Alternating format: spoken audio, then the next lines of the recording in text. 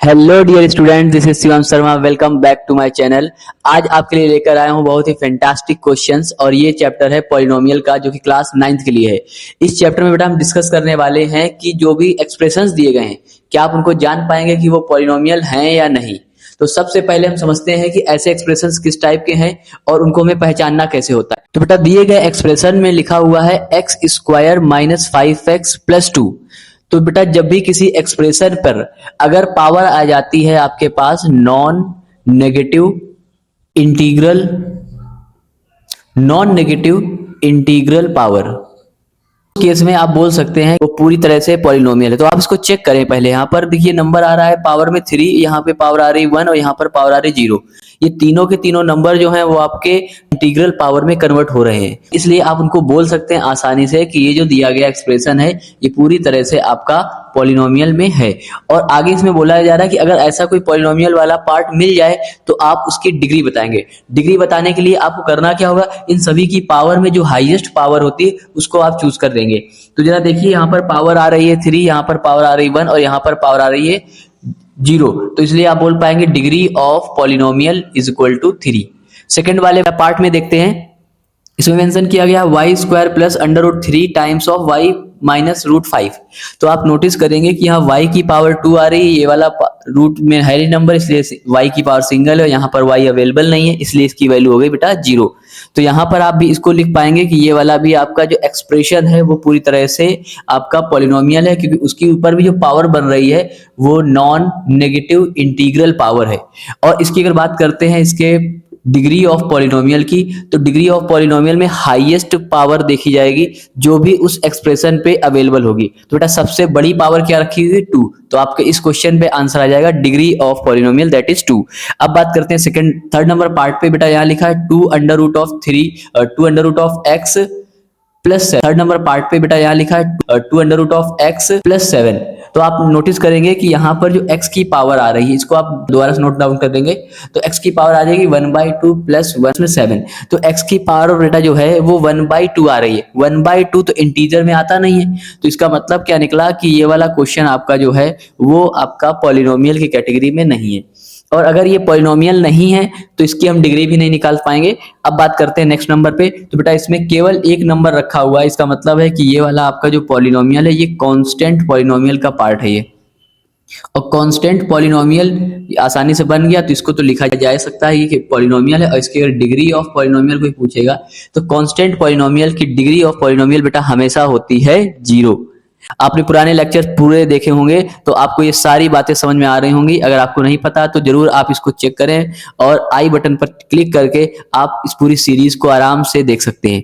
तो देखते हैं नेक्स्ट नंबर पे 4t square plus 1/6t plus 2 under root 3। इसमें बेटा जो पावर है यहाँ पर 2 है, यहाँ पर 1 है और यहाँ पर 0 है। और हम इस बात से अगर इसको मैच करते हैं कि नॉन नेगेटिव इंटीग्रल पावर है कि नहीं, तो सही है, सारे नंबर इसके इंटीजर की कंडीशन पे आ रहे हैं। तो आप इसको मेंशन कर देंगे कि ये वाला आपका पॉलिनोमियल है और इसकी डिग्री ऑफ पॉलिनोमियल जो बनेगी बेटा हाईएस्ट पावर 2 है, तो आपका सही आंसर आ जाएगा 2।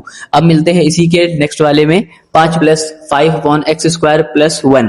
तो इसमें बेटा आप देखेंगे ध्यान से कि यहाँ पर भी जो पावर्स है ये तो इंटीजर में जा रही है, लेकिन ये वाली इंटीजर में जो आपकी पावर है सेकेंड वाले की, उसकी पावर आपकी बेटा नेगेटिव में आ जाएगी। और नेगेटिव में आपको लेना नहीं है, क्योंकि यहाँ पर लिखा हुआ है नॉन नेगेटिव। नॉन नेगेटिव का मतलब ही निकलता है कि सारे पॉजिटिव पावर चाहिए। तो ये वाला बेटा आपका जो पोर्शन है वो पूरी तरह से इस वाले टर्म की वजह से गलत हो गया, तो इसमें आ जाएगा नो। नेक्स्ट बात करते हैं 1/3। 1/3 में आप देखेंगे तो 1/3 और x की पावर आ जाएगी -1। ये वाला भी टर्म आपका नॉन नेगेटिव कंडीशन पे फिट नहीं बैठता है। तो जब भी कोई नंबर फिट नहीं बैठेगा तो उसको आप पॉलिनोमियल नहीं बोल पाएंगे। तो इसमें भी आपको लिखना पड़ जाएगा कि ये भी पॉलिनोमियल नहीं है। नेक्स्ट नंबर पे आते हैं तो मेंशन किया गया 1 प्लस अंडर रूट में है 5 और x।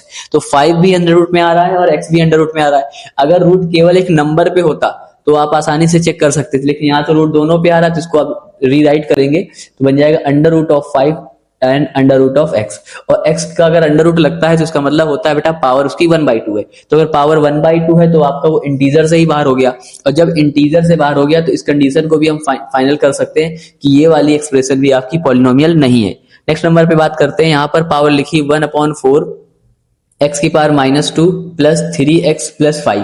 आप जरा नोटिस करो यहाँ पर पावर नेगेटिव दिख रही है, लेकिन इसको अगर हम दोबारा से सही से समझ के लिखते हैं तो ये तो पावर पॉजिटिव आ रही है। तो दिखने में तो ये एक्सप्रेशन लग रहा था कि पॉलिनोमियल नहीं है, लेकिन इसकी जब हमने कैलकुलेशन थोड़ी सी की कि फॉर्म को चेंज किया तो फाइनली हमें ये मिल गया कि इसकी सारी की सारी जो पावर है वो नॉन नेगेटिव इंटीग्रल पार्ट्स में है।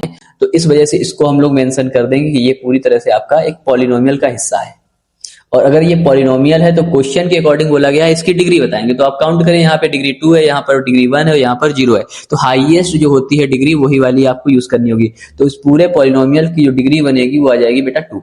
अब नेक्स्ट नंबर पे आते हैं। यहाँ पर मेंशन किया है 6 time of under root x और प्लस में एक्स की पावर 3/2 अपॉन में एक्स। तो लग तो रहा है ये एक्सप्रेशन देखने में कि पॉलिनोमियल नहीं है, लेकिन देखो अगर इसको हम सॉल्व करते हैं तो फाइनल करते हैं क्या आंसर। एक्स की पावर 3/2 का मतलब हुआ कि एक एक्स कंफर्म निकल जाएगा, दूसरा एक्स रूट में रहेगा और इस वाले का रूट में लिखा गया। तो बेटा ये तो कैंसिल हो गया। फाइनली यहाँ से 6 आया और यहाँ से भी x कैंसिल हुआ और ये x आ गया। तो आपने नोटिस किया कि यहाँ पर x की पावर 1 आ रही है और यहाँ पर x की पावर 0 आ रही है और कोई भी पावर आपकी नेगेटिव में नहीं जा रही है और ना ही कोई फ्रैक्शन पे जा रही है। तो ये वाला पार्ट भी आपका हो गया कि ये वाला आपका पहले तो लिखेंगे आप कि ये एक पॉलिनोमियल है। अगर पॉलिनोमियल है तो इसकी डिग्री ऑफ पॉलिनोमियल कितनी आ जाएगी बेटा, जो कि आप देखेंगे पावर 1 है, तो इसलिए डिग्री ऑफ पॉलिनोमियल हो गई 1।